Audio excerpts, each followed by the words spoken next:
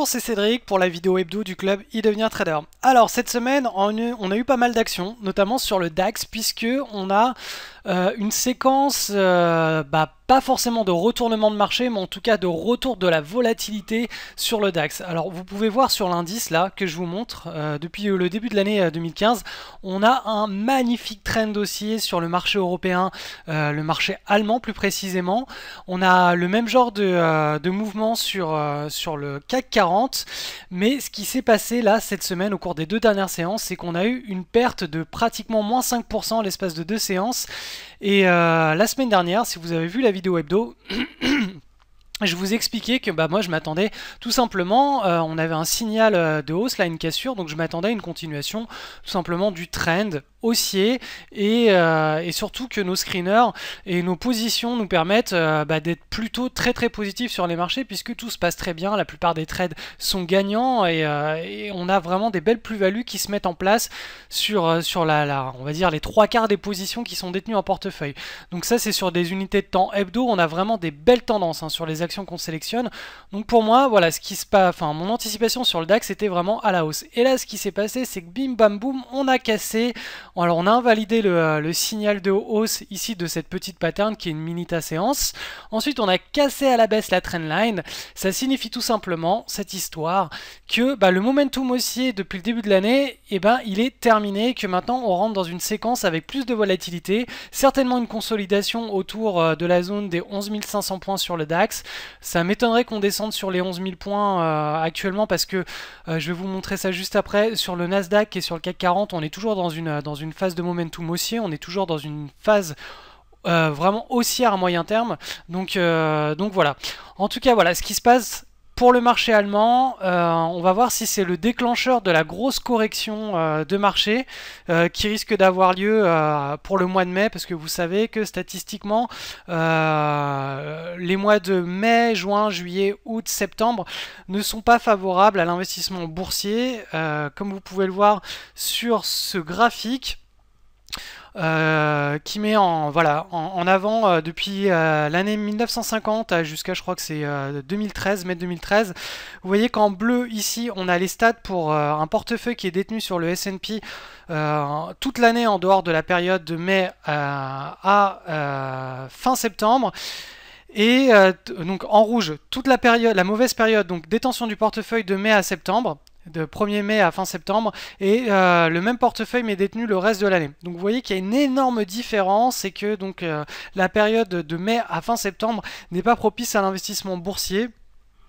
Donc là tout simplement, est-ce que le signal du DAX, le déclencheur, le DAX va nous permettre de mettre en avant donc la fameuse statistique du sell in May et go away? On verra ça dans les semaines à venir.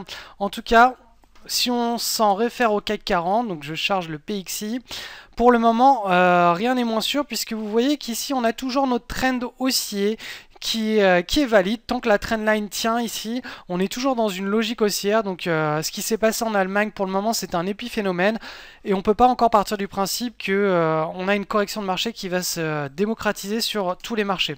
Alors on va aller faire un tour du côté du Nasdaq. Vous allez voir que le Nasdaq lui est toujours dans une consolidation latérale. Alors j'ai mis la trendline à long terme. Vous pouvez voir qu'ici on est dans un très beau marché haussier, que la trendline à long terme ici si on casse à la baisse donc cette petite correction, la trendline à long terme devrait accueillir les cours autour de 4500 points.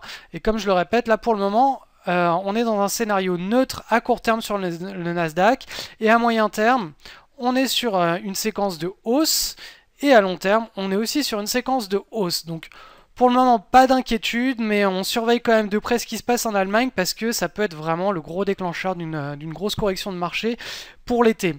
On va passer maintenant à l'analyse des titres de cette semaine. Alors cette semaine je vais vous présenter 7 titres, il y en a eu d'autres mais bon, pour que cette vidéo reste relativement comestible, j'essaie de limiter un petit peu le nombre de titres que je présente parce qu'on est dans un bon marché aussi depuis le début de l'année et des opportunités, il y en a quand même pas mal à l'appel, et en fonction des unités de temps qu'on surveille, on va avoir différents types d'opportunités. Moi en ce moment, depuis le début de l'année, j'adore tout ce qui se passe en hebdomadaire sur des configurations assez larges.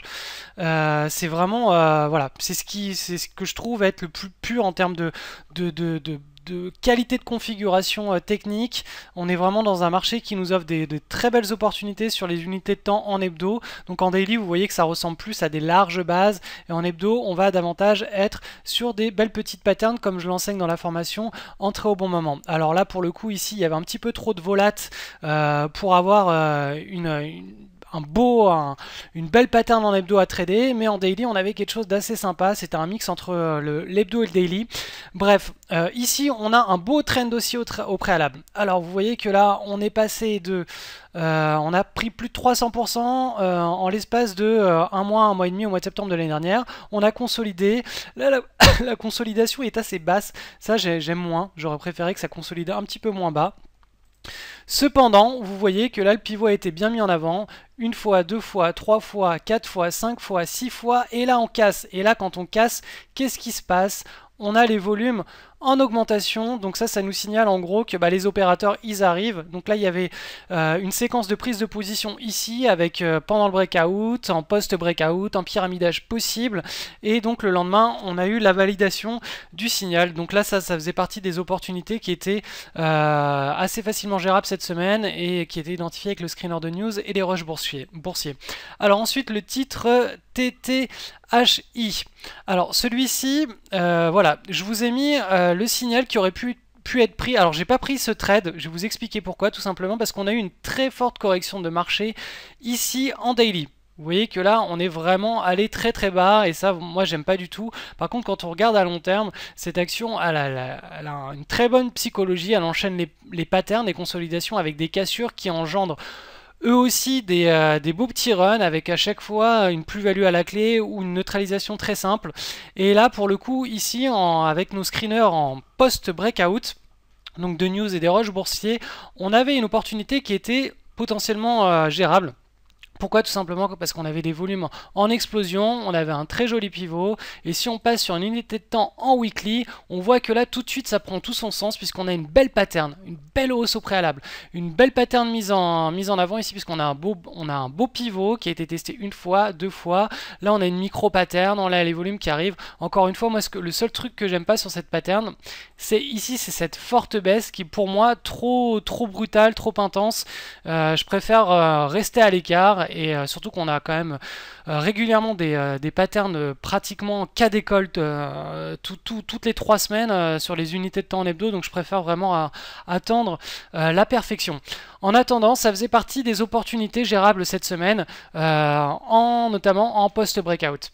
Ensuite, l'action, alors celle-ci est cotée sur le marché européen, Euronext Paris, Tivoli, donc TVLY, ça manque un petit peu de liquidité, mais vous voyez qu'ici aussi on a une belle pattern avec des fluctuations qui se resserrent sur la fin, donc on n'a pas vraiment de micro-base très propre ici, tout simplement parce que ça manque de liquidité pour vraiment mettre en avant la psychologie des opérateurs. Vous voyez qu'ici on a des points là, etc.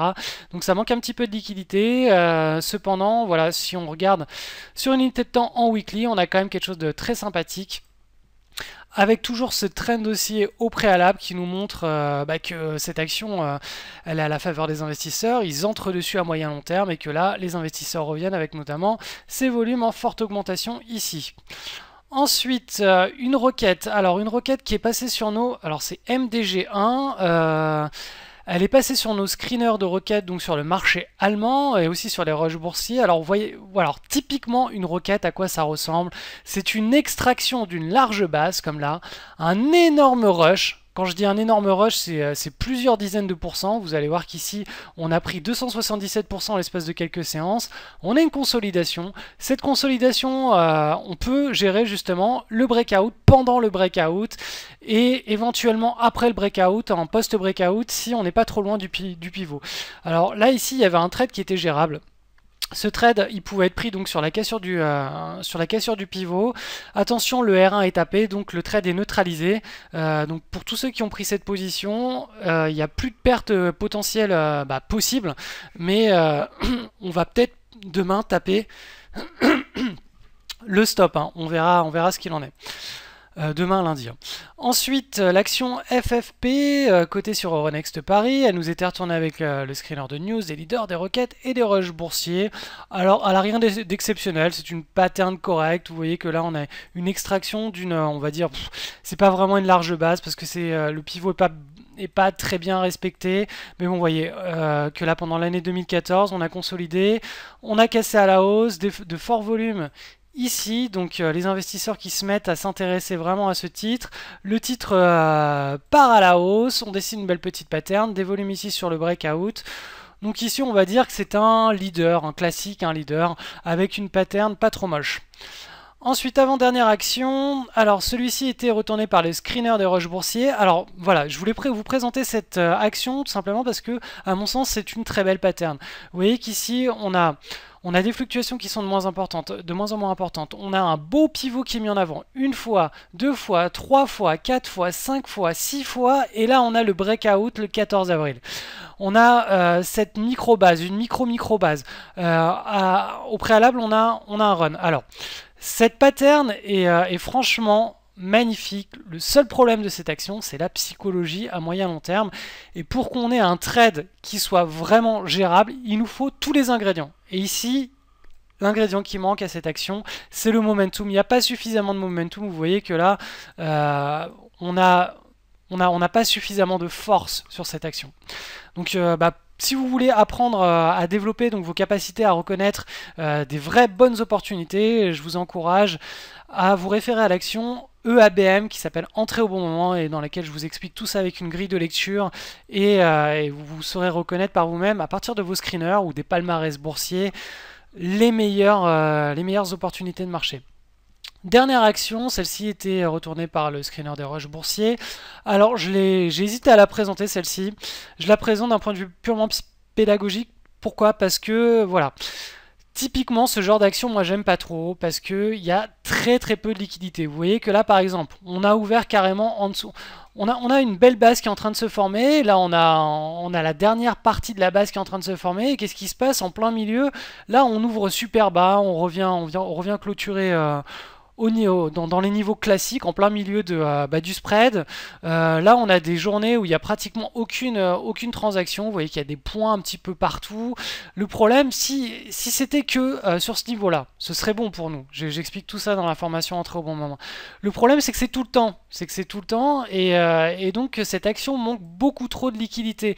Pourtant, elle a un bon momentum, mais elle manque beaucoup trop de liquidité. Donc, pour moi, typiquement, ce genre d'action, il faut essayer de rester en dehors parce que tout simplement, si là on n'a pas un mouvement qui est suivi par les investisseurs ici, plutôt que d'avoir des fluctuations de cours qui vont être assez facilement gérables pour pouvoir sortir sur un stop, une neutralisation, une réduction du risque, on va avoir quelque chose avec à nouveau des cours qui vont ouvrir ici, qui vont se refermer ici, donc ça va être ingérable pour sortir de notre position dans des bonnes conditions. Donc c'est pour cette raison que les actions qui sont trop peu liquides, mais de manière globale, sur un historique assez long, il vaut mieux les éviter, sauf si vraiment on a un énorme rush de volume avant, pendant et après les séances de breakout, ce qui n'est pas le cas ici, puisqu'on reste dans un jet de volume ici qui est normalisé. Vous voyez qu'ici, on reste toujours dans la même psychologie des volumes. Alors si vous avez déjà votre propre plan de trade, une formation qui est vraiment nécessaire pour faire évoluer positivement votre trading, c'est la formation Entrer au bon moment, puisque dans cette formation, je vais vous expliquer quels sont les setups les plus rentables en trading. Il y en a exactement 2, mais il y a beaucoup de petits éléments qui doivent être cochés pour les valider. C'est-à-dire que si vous affichez un palmarès boursier ou un screener avec 50 actions dessus, il faut savoir que vous allez avoir pratiquement 99% des actions qu'il va falloir supprimer. Et pour savoir les supprimer, ces actions, il faut se référer à une grille de lecture avec tous les petits détails, avec les pièges qui font qu'une action doit être éliminée de manière rédhibitoire, et tous les petits détails qui font qu'une action est un véritable cas d'école. Donc tout ça, je vous l'explique dans cette formation. Vous allez voir, ça va faire une énorme différence parce que le secret de la réussite vraiment pour devenir extrêmement rentable en trading. C'est pas le plan de trade, enfin une fois que vous avez le plan de trade, c'est surtout la sélectivité, voilà, les setups que vous allez choisir et mettre en place pour votre portefeuille, c'est ça qui va faire toute la différence. Et être qualitatif en trading, c'est extrêmement difficile si on n'a pas voilà, les bons éléments pour apprendre à choisir et à détecter un bon setup d'un mauvais setup. Donc dans cette formation, je vais vous permettre de classer tous les setups que vous allez rencontrer donc sur vos screeners. Donc il va falloir classer ceux qui sont à piège, donc qu'il faut absolument éliminer de manière rédhibitoire, ceux qui sont corrects et qu'il ne faut pas trader, même s'ils sont corrects, il ne faut pas les trader, je vous expliquerai pourquoi, et ceux qui doivent être absolument tradés, parce que tous les éléments, tous les petits éléments qui sont listés dans la grille de lecture donc de cette formation, et ben sont réunis, et là vous pouvez véritablement prendre le trade les yeux fermés, et si vous faites ça 10 fois, 50 fois, 100 fois, 1000 fois, vous allez voir que vos performances n'auront absolument rien à voir avec avant, tout simplement parce que vous aurez acquis un gros niveau de qualité dans la sélection de vos trades. Donc pour regarder un petit peu tout ça, je vous invite simplement à cliquer sur le lien sous cette vidéo. Vous allez être redirigé sur la page de cette formation. Vous pourrez la télécharger directement ici. Je vous explique tout ce que vous allez apprendre. Et on se retrouve juste derrière. À tout de suite.